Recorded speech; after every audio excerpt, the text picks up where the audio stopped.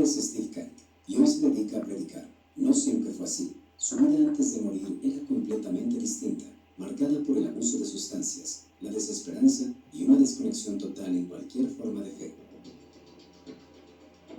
Creció en una familia budista, pero él mismo reconocía no creer en nada. La oscuridad en la que vivía era literal y emocional, y un día esa oscuridad se volvió definitiva. Steve intentó quitarse la vida. Ingerir una sobredosis de medicamentos fue su método.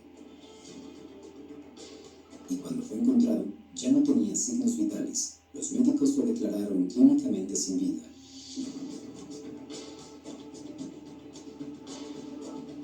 No por unos minutos, por 8 horas completas. Durante ese tiempo, según su propio testimonio, estuvo consciente, no soñando, no flotando, no viendo un túnel de luz. Estuvo en un lugar frío, desolado, rocoso. Lo llamó infierno.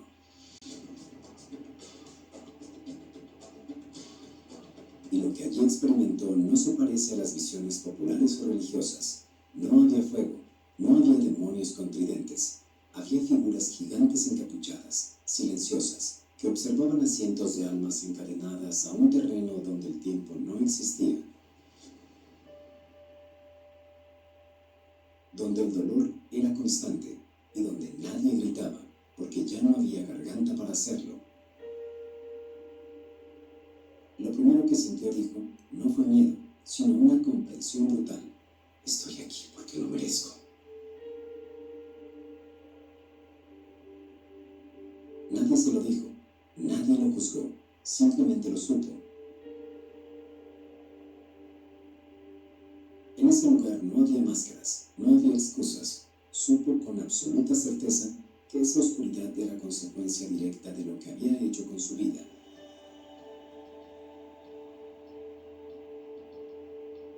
Steve no hablaba de símbolos, afirmaba haber sentido dolor físico, frío real, el peso de las cadenas, el silencio absoluto que según él era más aterrador que cualquier alarido.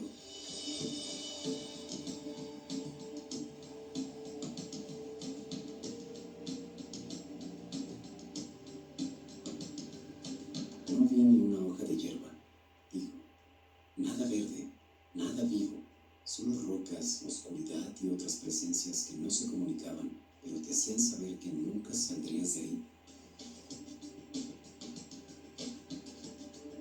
Mientras tanto, en el mundo físico, su madre, desesperada, contactó a un viejo amigo cristiano. Él organizó una cadena de oración por Steve, a pesar de que los médicos ya no tenían esperanza y su cuerpo comenzaba a mostrar signos de deterioro.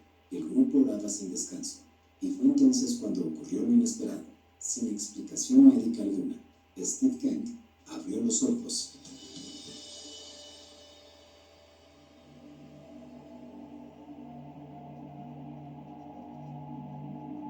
Cuando volvió, no gritó, no lloró, estaba en shock. Dicho en sus palabras, sentía que aún tenía el infierno pegado a la piel. No regresé con alivio, sino con conciencia. Lo que siguió después fue un cambio radical. Steve abandonó las sustancias, se convirtió al cristianismo y eventualmente en pastor.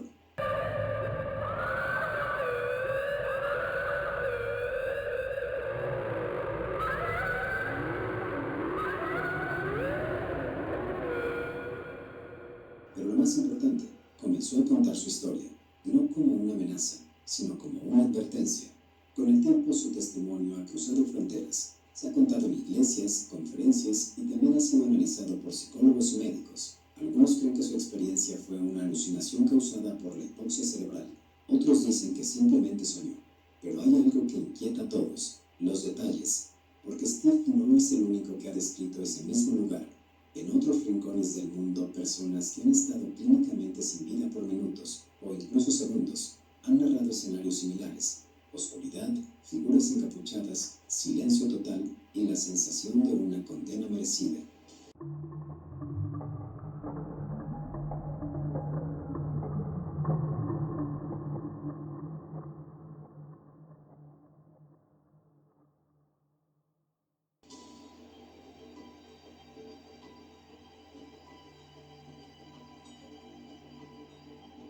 La La ciencia aún no puede explicar si la conciencia puede prolongarse más allá del paro cardíaco.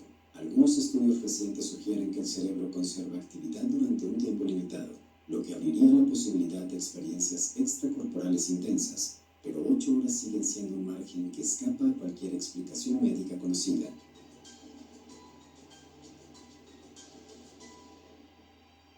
Stephen sigue vivo y sigue contando su historia.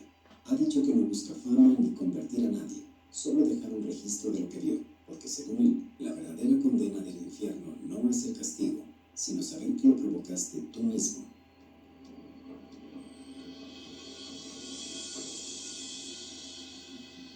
Hoy, más de 20 años después de aquella noche, Steve dice que aún tiene sueños con ese lugar, que hay noches en que se despierta temblando, no por miedo a regresar, sino por haber olvidado, aunque sea por un instante, que ese sitio existe.